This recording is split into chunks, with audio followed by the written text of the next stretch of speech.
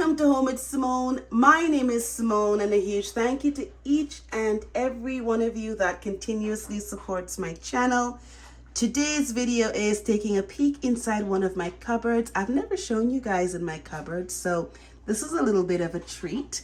I am super excited to share with you some of my organizations, and anything that I can link in the description box, I will.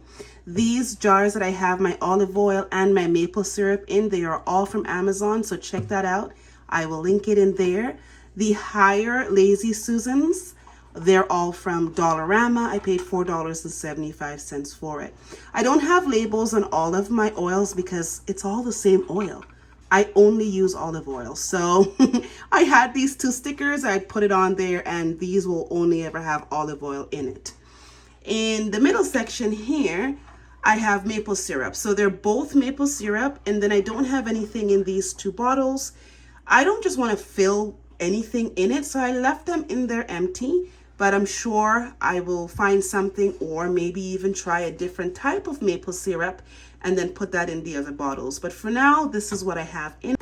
In the third Lazy Susan, I have these bottles that I got from Dollarama. The joke is, okay, that eating, by the way, it's jam. Guys, by now you know, as soon as I start filming and talking live, the dogs always have to go and start eating. So I apologize in advance for the aggressive chewing. These bottles I got from Dollarama. I looked everywhere for these square bottom bottles to kind of go with my other bottles that you're just about to see, and I couldn't find them. In Dollarama, I found some olive oil bottles, and so I purchased all of them. I used the olive oil, and then I filled the bottles up with my soy sauce, hot sauce, sriracha, barbecue sauce, ketchup, honey, and I'm really happy with the way everything turned out. I mean, I was hoping I can get silver lids, but I'm okay with the gold lids. On the top shelf is where I keep all of my baking goods and toppings and any sort of my extracts. I've got the Betty Crocker boxed cakes, and then I have the Dr. Oetker pudding and pie filling mix. It's the coconut one. That's what we're going to be making today. Underneath that, I do have in the back some extra vanilla, but in the front I do have some frostings, and then I have one of my favorite pie fillings that I use as a topping. I actually might just try to do a cheesecake with that. I'll take you guys along that journey. Underneath here, there's like recipe cards and a scale and labels. I'm actually looking for something neat to put those in, or I might just replace that with cookbooks. I'll let you know once I get that shelf organized. Over here, I have a 2-tier Lazy Susan. On the bottom of that is where I keep all of my toppings for pancakes. So I have, and even like cupcakes, muffins, things like that. I have coconut, icing powder. This is a crushed up score. This is chocolate chip. This is cinnamon sugar. Then I have the chocolate sprinkles. This is a really deep, dark chocolate, and I think they call them rosettes or buds or something. I don't remember, but it's just shaved dark chocolate. Then I have the rainbow bits, and then on the very top of that is where I keep my extracts. So I have over here, this is rum. I have lemon, peppermint, almond, and then I've got a couple of the vanilla, and that's what I keep here. There are some more extracts and maybe some food coloring that I'm going to get, since I plan on doing a lot more baking and having fun doing that. I'm definitely going to be adding to it, but for now, this is what that cupboard looks like. So I hope you guys enjoyed a sneak peek into my baking slash topping slash syrup cupboard, and I'm excited to show you the rest of them, but that's gonna happen another day. Let's jump right into today's video. Let's bake a pie. I love coconut cream pie, and I discovered the Dr. Oetker pudding and pie filling mix, and this one is the coconut. It's so good. It makes 1 pie or 6 puddings, so it's nice that you can have it either way. And if we look at the back of it, I'll just kind of zoom in here to the best of my ability.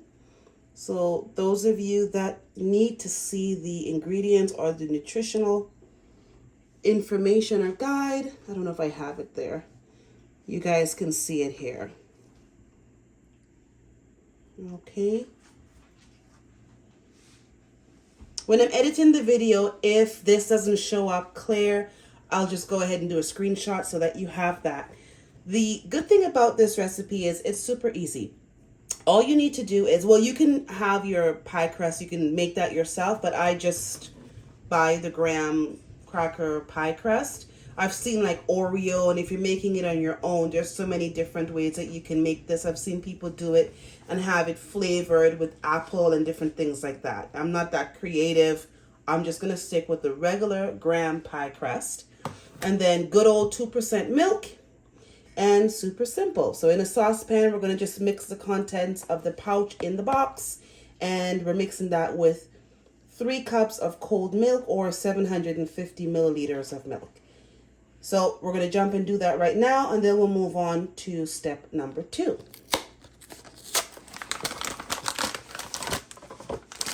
So this is what the pouch looks like. And I'm just going to fill up the cup with the measuring cup with 3 cups of milk. And this is super easy. Like, this is not rocket science. It's not anything that's like, you know, out of this world. But the finished product is delicious, and it's nice and quick. If you just want to whip something up for a quick dessert, you just need a couple hours of it chilling, and then you can serve it. There we go. So I've got my 3 cups. I've got my contents of the pouch. And as the ingredients said, we're just going to go ahead and add this in a saucepan, and we're going to mix it. All right, so we're just going to pour the milk in the pot, and hopefully you guys can see in the pot nice and clear.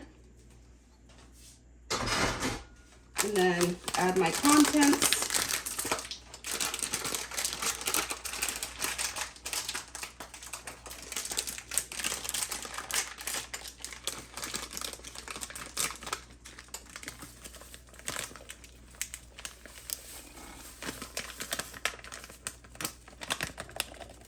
And then we're just going to keep stirring it. I'm just going to get a whisk. Use my little one.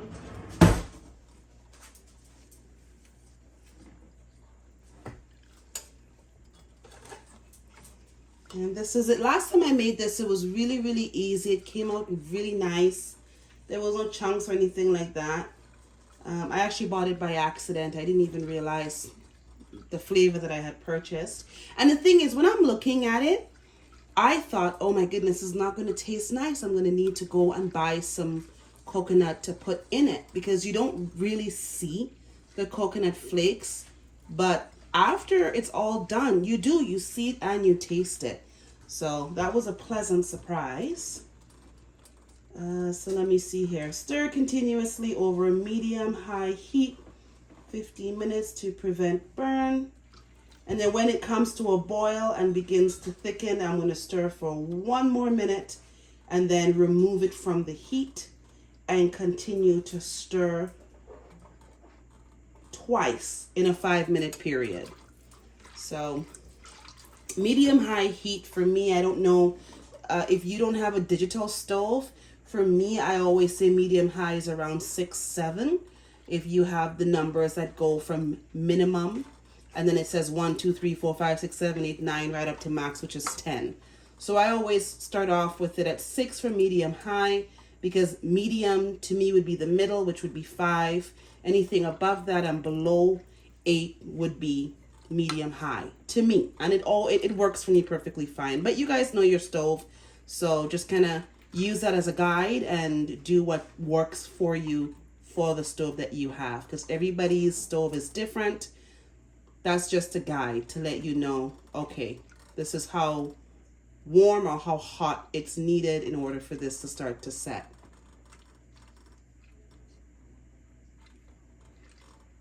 Okay, so I probably have about another 12 minutes. I'm going to go ahead and just end it here, and I'll be back when it starts to thicken. This just started getting really thick very quickly. Like, I was literally just stirring it, and then it started getting super thick. And it has only been about 10 minutes. So I'm going to give it another couple of minutes. As you can see, it is a lot thicker now than it was beforehand. So I'm just gonna keep stirring it. I'm gonna follow the instructions, maybe give it another two minutes or so, because I don't want it to be too thin and then it doesn't set properly. But the constant stirring really is to prevent it from burning, and I can understand why. It's like when you're working with chocolate and you're melting the chocolate. Oh, it would be good to put some chocolate chips in here. That'd be nice. Maybe next time I can get a little bit more creative. But look at this, guys. It's nice and thick. So back to the instructions. When mixture comes to a boil and begins to thicken, stir for 1 more minute. So I probably have another 40 seconds or so. And then I have to take it off the heat and stir it 2 times within the 5 minutes. Look at this. And I don't know if you can see. Oh, yes, you guys can. It's coming to a boil. So this is where you really want to just keep on whipping away. Maybe another 20 seconds more. And then we're going to move it off the heat. And since it says for about 5 minutes, I will do it 2.5 minutes. I'll do a stir, and then another 2.5 minutes. I'll do another stir. So I'm going to just take this off of the heat and rest it in on this burner back here. Turn that off. And then the next thing that I'm going to do is take the gram. There is instructions on there. I do have to put it in the oven for about 6 minutes or so. And then once I take it out, I have to let it cool and go ahead, and then I can put the filling in it. So that's what we're going to do now. Just move you guys over here. And we can go ahead and open this up. And I think I have a bunch of stuff in my oven. I'm probably going to have to take those things out. I remember one time I was trying to bake something, and I ended up putting the plastic part in the oven. Almost gave myself a complete heart attack. I'm gonna leave this open. The thing about these pie crusts that comes, that's my mama helping me in the back take the stuff out of the oven. The thing about these pie crusts that I like is it already comes in its little tray that you just have to put this in the oven. So I like that. I might break the rules a little bit, guys, because this says bake crust 350 for 6 to 7 minutes. Cool before filling, chill, and serve. I might increase the heat a little bit to kind of fast forward this. I'm just going to put it in the oven. There we go. Thank you, Mom. I'm going to come back over here. And I'm going to have to take you guys off the tripod for this, or I'll probably just try to bend it a little bit. Okay, let's see. Hopefully you guys can see what I'm doing here. So this is what it looks like right now. We're going to stir it up. Ooh, look at that. You can actually see the coconut flakes in here a little bit. I don't know if you guys can see. Like this stuff here, that's coconut right there on the side. You see this? That's coconut. So we're just going to stir it up here like this. Switch my hand so you guys can see properly. There we go. And sometimes there is, I noticed there was a little bit of discoloration, like what's in here. I don't know if you guys can see. That is toasted coconut. I learned that the last time. You see these bits there? That is those darker bits. It's toasted coconut. Completely fine, don't panic. As it cools, some of that coconut from the bottom that I'm bringing up right now, they did get a little bit more heat than the rest. So we'll come back to this in 2.5 minutes. In the meantime, I'm just going to pack up. I don't like to have my milk in the carton. The milk that I use is this Beatrice 2%, partly skimmed milk. So I just put it into these jugs, which is perfect for me. So I'm just gonna pour the rest in here. And that's almost fill it up. There we go. Thank you, Mom.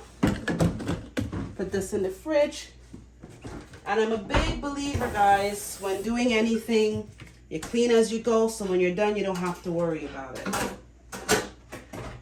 just gonna wipe down my counter real quick.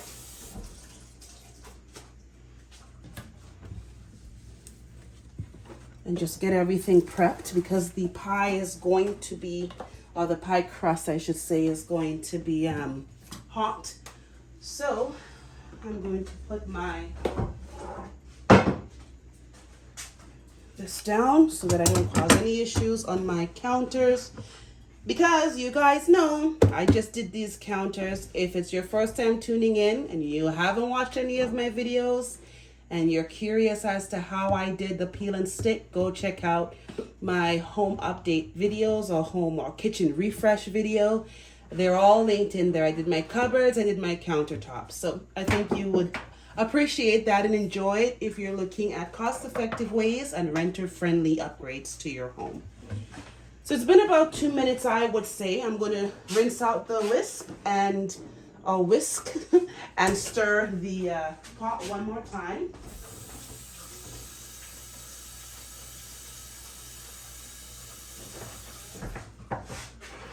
I think I might actually try to do this as a pudding next time. So, all right, back to the stove we go. And this is really nice and thick. This is gonna set beautifully. Mom, why do you think this recipe, I mean, you're a baker, why do you think this recipe calls for stirring after it's off the heat? Stops it from making a film on top, and it cools it down faster. No oh. All right, guys, I am back. I actually cheated. I put my pie crust in the freezer so that I can cool it faster. And while I did that and we waited for it to cool, my mom sat here like a true champ and kept on whipping the filling. And guys, it is the perfect temperature and consistency.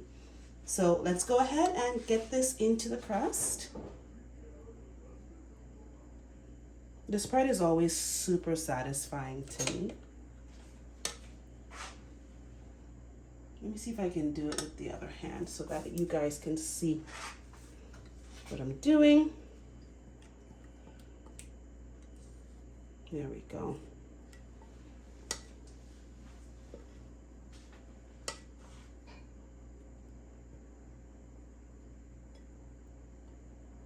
This reminds me of that Kendall Jenner video where she was like cutting cucumbers in a really weird way.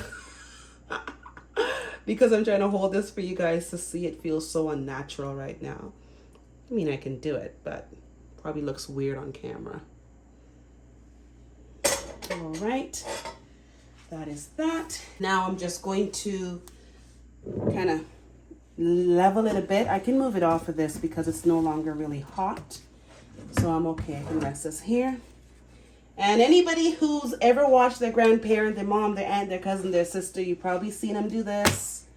That's just to make everything nice and level. Let me just close this back up here. And as you can hear my mom whispering in the background like a cool breeze, get the air out. So that's why we do it that way, is to get the air out, just in case you didn't know. I'm not a professional here. My mom and my sister, they are the bakers in the family. I like to cook. There we go. That's as good as it's gonna get.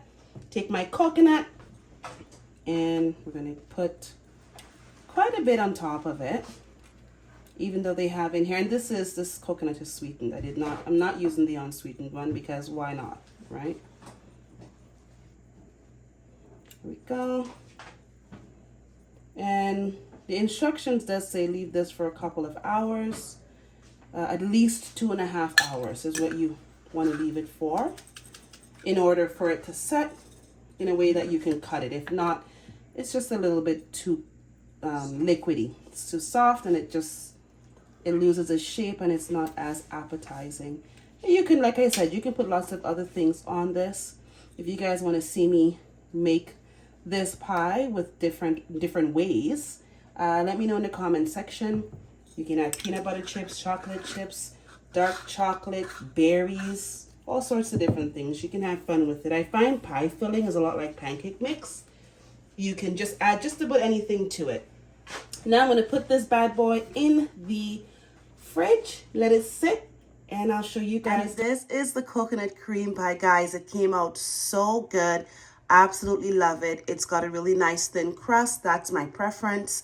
And the pie filling itself is a beautiful puddingy texture. The additional coconut flakes really does help to highlight that coconut flavor. Leave me in the comment section, what's your go-to dessert? And I'll see you all in the very next video.